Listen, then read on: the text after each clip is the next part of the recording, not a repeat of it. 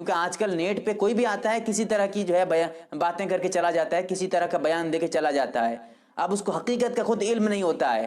تو اسی لیے میں آپ کو یہ آگاہ کر دینا چاہوں گا، رجب کے مہینے میں، پورے رجب کے مہینے میں کوئی بھی کسی بھی تاریخ میں کسی بھی طرح کی کوئی خاص نماز نہیں ہے، چاہے وہ رجب کی پہلی تاریخ ہو یا پہلا جمعہ ہو، 15 تاریخ ہو، 10 تاریخ ہو، یا پھر رجب کے مہینے میں جو ہے کسی بھی طرح 27 رجب ہو، کچھ بھی ہو، کسی بھی تاریخ کے لیے کوئی خاص نماز شریعت میں نہیں ہے۔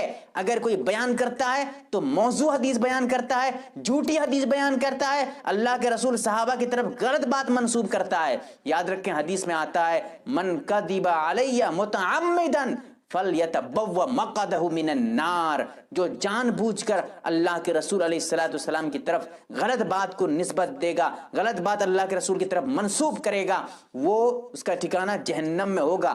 سخت وعید ہے حدیث کی، یاد رکھیں۔ اسی لیے مکمل پرہیز کریں ایسی غلط بات بیان کرنے سے، اس طرح کی باتیں آگے بھی فارورڈ نہ کریں۔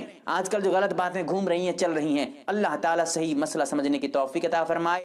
کہ 27 رجب میں کوئی بھی خاص عبادت یا کوئی خاص روزہ، جیسے کہ ہزاری روزہ کہا جاتا ہے، اسی طرح سے کوئی خاص نفل، کیونکہ کوئی بھی دن کوئی خاص عبادت کرنی ہے یہ ہمیں کون بتاتا ہے؟ ظاہر ہے ہر چیز کو ہمارے آقا صلی اللہ علیہ وسلم نے بتایا ہوا ہے۔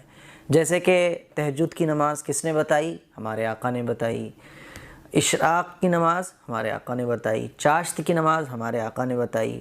اوابین کی نماز ہمارے آقا نے بتائی۔ سنت سے ثابت جتنے بھی روزے ہیں وہ حضور نے ہمیں بتا دیے کہ ہر مہینے میں 3 روزے رکھنا چاہیے۔ اسی طرح سے رمضان کے روزے فرض ہیں، یہ ہمارے آقا نے بتا دیے۔ شوال کے روزے ہوتے ہیں 6، وہ بھی ہمارے آقا نے بتا دیے۔ تو جتنے بھی سنت سے ثابت چیزیں، سنت سے ثابت کا مطلب کیا ہوتا ہے؟ کہ اس کام کو ہمارے آقا صلی اللہ علیہ وسلم نے کیا ہے، صحابہ نے اس کام کو کیا ہے اور کرنے کا حکم دیا ہے، بزرگوں نے اس کام کو کیا ہے۔ کسی بھی دن کسی روزے کی فضیلت زیادہ ہے، کسی بھی دن کوئی خاص نماز پڑھی جائے گی، یہ کون بتاتا ہے ہمیں؟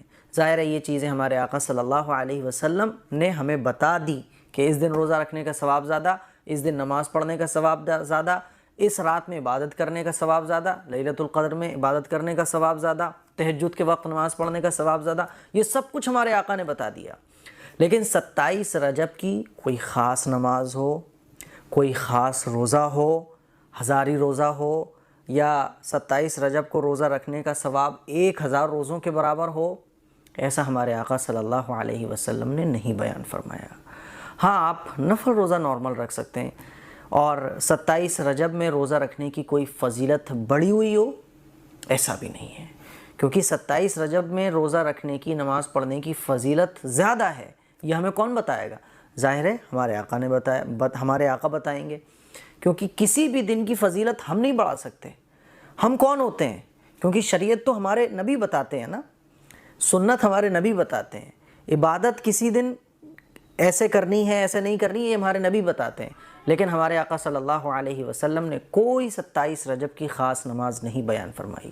27 رجب کا کوئی روزہ ہو جس کا ثواب بہت زیادہ ہو کہ وہ 27 رجب کو ہی رکھا جائے گا، ایسا کوئی روزہ حضور سے ثابت نہیں ہے۔ یہ نوافل جو پڑھے جاتے ہیں لیلۃ الاسراء، شب معراج کے حوالے سے، یا جو روزہ رکھا جاتا ہے، تو نوافل کے حوالے سے یہ یاد رکھیں کہ کوئی ایسی حدیث نہیں ہے جس کی بنیاد کے اوپر ہم یہ فیصلہ کر سکیں کہ آپ اتنے نوافل پڑھ لیں اور ان نوافل میں اس انداز سے آپ نے جو ہے وہ تلاوت کرنی ہے، پہلی رکعت میں سورۃ الفاتحہ کے بعد سورۃ اخلاص اس طرح پڑھنی ہے، اور یا اور کوئی صورتیں وہ اس انداز سے پڑھنی، یہ بدعت کے زمرے میں آئے گی۔ ایسی کوئی حدیث اللہ کے رسول صلی اللہ علیہ وآلہ وسلم سے ثابت نہیں ہے جو صحیح ہو، اور نہ آپ صلی اللہ علیہ وآلہ وسلم سے کہ صحابہ سے یہ چیز ثابت ہے۔ ایسی بدعات سے ہمیں بہرحال اجتناب کرنا ہے۔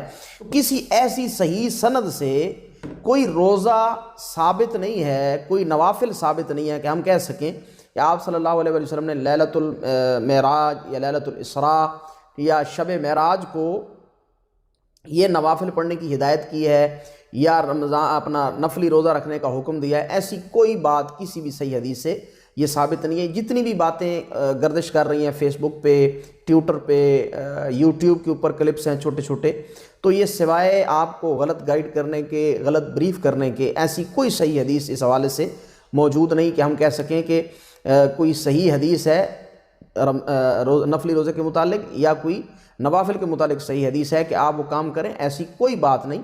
اس لیے یہ خود ساختہ عبادات کرنے سے باز آ جائیں، ورنہ آپ کا یہ سارا وقت جو ہے وہ ضائع جائے گا. اللہ کے ہاں اس کی مقبولیت اس لیے نہیں ہے کیونکہ یہ بدعات کے زمرے میں آتا ہے. آپ صلی اللہ علیہ وآلہ وسلم نے ایسی کوئی رہنمائی ہماری نہیں کی. واللہ عالم. لیکن 27 رجب کا روزہ ثابت نہیں ہے، بدعت ہے. اور یہ 27 رجب جو ہے کوئی شب معراج نہیں ہے.